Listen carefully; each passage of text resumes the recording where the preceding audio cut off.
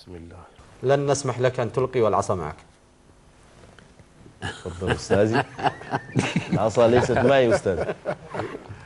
لا يجتمع الضرب والشعر. هي ليست للضرب، إنما أتوكأ عليها فقط. ويتوكأ عليها الضرب المجازي. ويهش بها على غنمه. نعم، ولك فيها مآرب أخرى. لا هذه لا، تخوفون من هذا. اقرأ شعرك.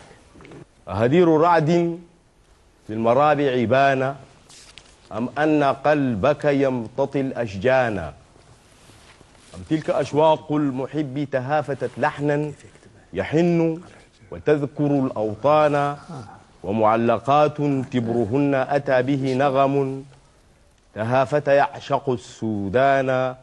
قلبي به الشجن القديم قصيدة، وحروفها نثرت لديك جمانا، ويجوب في كل البلاد مغنيا يشجيك لحنا رائعا أوزانا. يا أخي محمد، الله يعطيك العافية على حضورك الجميل وعلى هل تستطيع أن تفرق في بين القافية كيف تكون ريانة وبستانك؟ هل تعتقد أن هذا هنا قافية؟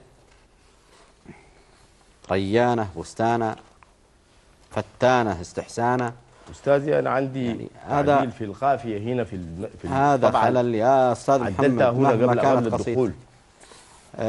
نصك البيت الذي فيه ريانة أبدل ب يا أستاذ محمد، نصك لا يرقى إلى مثل هذه المسابقة، مع تقديرنا لجهدك وما بذلت في هذا النص. أتمنى لك التوفيق، أنا لا أجيزه.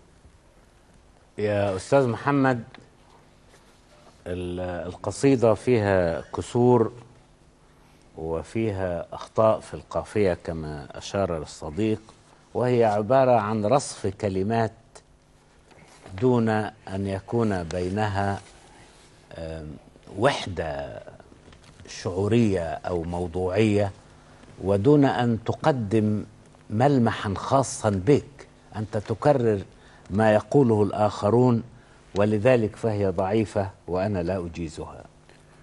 يعني أنت تقول بستانة ثم تقول ريانة، تقول زمانة ثم تقول فرحانة.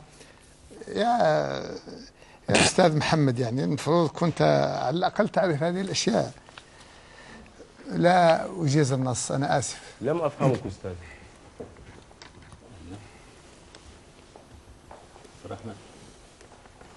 الله يبارك فيك. عرفت الآن لماذا رفضت العصا. وعصاك عندك حرة وعصانا. العصا لابن عصا. سأبدأ قصيدتي القادمة بهذا الموقف. عصانا. شكرا.